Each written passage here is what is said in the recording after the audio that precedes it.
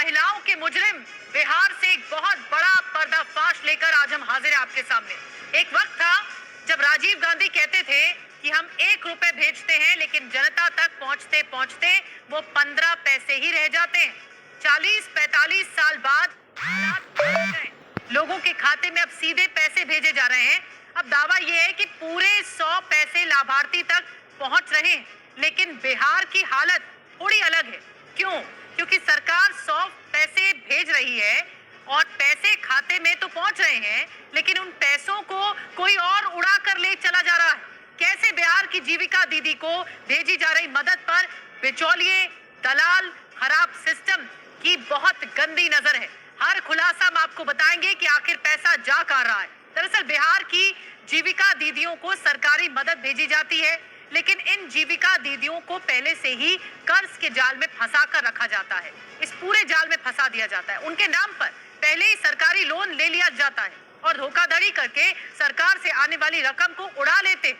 जीविका दीदियों को सरकार आत्मनिर्भर बनाने की कोशिश तो कर रही है, लेकिन स्थिति ये है कि महिलाएं ना आत्मनिर्भर बन पा रही हैं, ना सरकारी मदद की हकदार बन पा रही।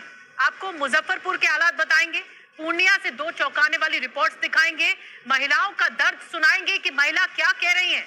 इस रिपोर्ट को आप तक आपके सामने लाने के लिए रिपोर्टर्स भी, हमारे सहयोगी भी जुड़ेंगे, जिन्होंने पड़ताल की है सघनता से, और समझने की कोशिश करेंगे कि आखिर ये बिचौलियों के पास पैसा चला कैसे जाता है।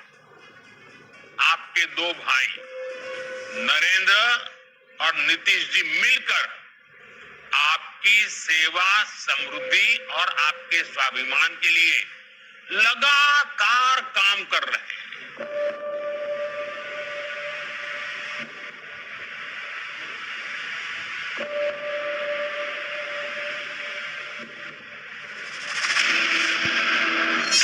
सरकारी मदद को लूटने वाले सर से बिहार को बचाओ। बोलता है कि नहीं दीदी, अभी पैसा हमको चाहिए, पैसा चाहिए, जमीन बेच कर दीजिए चाहे घर बेच कर दीजिए। बिहार से पर्दाफाश, बैंक मित्र कंगाल बना देंगे। हाँ, कैसे ब्याज पर रुपया लेकर फिर उसको हम सर के पैसा भरते हैं।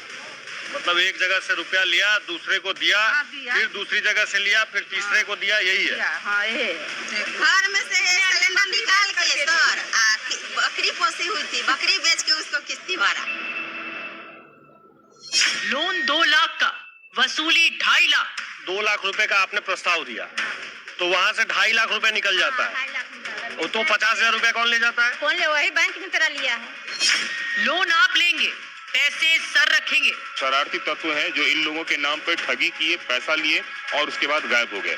किसी को महिला पैसा नहीं देता था, वो बोलता था लोन उठवाए हम, पैसा हमारा हुआ, आपका हुआ। बैंक में पैसा नहीं गिने दिया कि पैसा लीजिए जल्दी जाइए, बैंक बंद हो गया। खा लिया, भाग गया, हम कहाँ से घर भरेगा। लोन का पैसा गबन, जीविका दीदी का दर्द। 10,000 रुपया जो देगा तो वो लोन में काट लेगा, हमसे नहीं कहाँ से देने पाएंगे, फिर हम कहाँ से बिजनेस करने पाएंगे। लोन सर लेंगे, गुनहगार आप बनेंगे। सर कैसे हम कटाएंगे? 5 रुपया कहाँ से लाएंगे? सब दीदी पर केस करेंगे।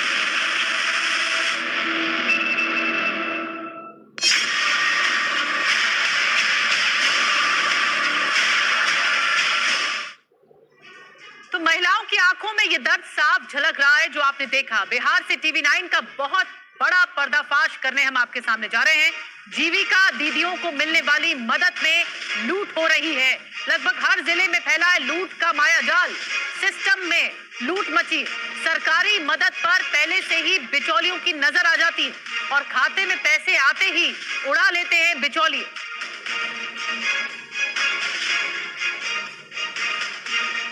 और सबसे पहले आपको हम बताते हैं कि बिहार के मुजफ्फरपुर की स्थिति इस वक्त क्या है। ये स्थिति कैसे है अब आपको बताते हैं। कैसे यहाँ सरकार का पैसा उड़ा दिया जाता है। सरकार तो मदद कर रही है, लेकिन पैसा पहुंच नहीं रहा, मदद पहुंच नहीं रही ठीक से। आखिर कैसे लूट का सिस्टम काम करता है आपको बताते हैं। जरूरत के लिए महिलाएं लोन लेती हैं। पहली बात, माइक्रो फाइनेंस कंपनियों से लोन लिया जाता है महिलाओं की ओर से। पहला लोन चुकाने के लिए नया लोन लेती है। सरकार से मिले पैसे पर लोन कंपनियों की नजर होती है। सरकार से मिले 10,000 खाते से कटने का डर होता है। पैसा आते ही रिकवरी एजेंट्स घर पहुंच जाते हैं रिकवरी करने के लिए। समय से पहले अगली किस्त की जबरन वसूली करते हैं। जबरन वसूली नहीं होती है तो जैसा ही पैसा आता है वैसे ही खाली हो जाता है अकाउंट। अब आपको बताते हैं, राज्य की सरकार 1 करोड़ महिलाओं को 10-10 हजार की राशि दे रही है। ये सुविधा है, ये लाभ है, ताकि महिलाएं कोई व्यापार शुरू कर सकें, आत्मनिर्भर बन सके। लेकिन जमीनी हकीकत कुछ और ही बता रही है। देखिए मुजफ्फरपुर से हमारे रिपोर्टर आकाश वत्स की ये एक्सक्लूसिव ग्राउंड रिपोर्ट, जो बता रहे हैं कि किस तरह से यहाँ पर गबन चल रहा है। विकी दादा जेव्हाही येतात नवीन बातमी आणतात. माहितीये का बाईक इन्शुरन्स साठी किती पैसे लागतात? किती? नाही केल्यास जे चलान फाडतील ना त्यापेक्षाही कमी. मग आई बोलली, अरे आत्ताच तरी न्यू केलं होतं ना, चल बेटा मला घरापर्यंत सोड. बघ फाडलं चलान. तुमचे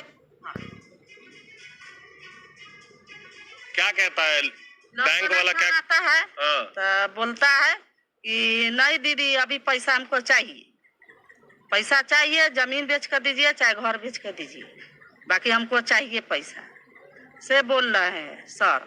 दूरा के माटी खन देते हैं सर, हाँ कैसू ब्याज पर रुपया लेकर फिर उसको हम सर के पैसा भरते हैं। मतलब एक जगह से रुपया लिया, दूसरे को दिया, हाँ, दिया। फिर दूसरी जगह से लिया, फिर तीसरे को दिया, यही है। हाँ ये है। फिर लोन पर फिर वो लोन उठाया, फिर वो लोन से वो लोन लिया, फिर उसको सधाया सर। इस गांव में कितनी महिलाएं हैं जो जीविका से जुड़ी हुई है?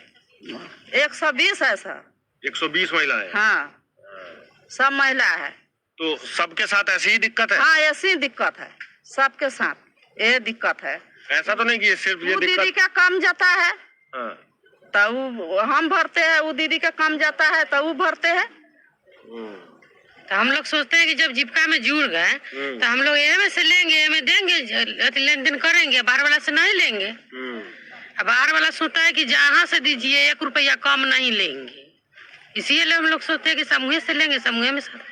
अच्छा, आप लोग समूह से ही पैसा निकालते हैं और फिर बैंक वाले को लोन के लिए दे देते हैं? हाँ, कर्ज में डूबे हुए हैं तो कर्ज वाला को देंगे, मिस किए हुए हैं कर्ज लेकर तो वो ब्याज नहीं चुका पा रहे, नहीं चल रहा है, तो क्या करेंगे? नया बिजनेस कहाँ से शुरू होगा, उसी को चुकाना पड़ेगा। आप जीविका से जुड़ी हुई है, आपने भी लोन लिया है? प्राइवेट लोन लेना है। तो प्राइवेट लोन लेने की क्या जरूरत पड़ रही? मजबूरी आ गया तो लेना ही ना पड़ेगा सर, टाइम से तो वहाँ नहीं ना मिलता है जीविका वाला में लोन।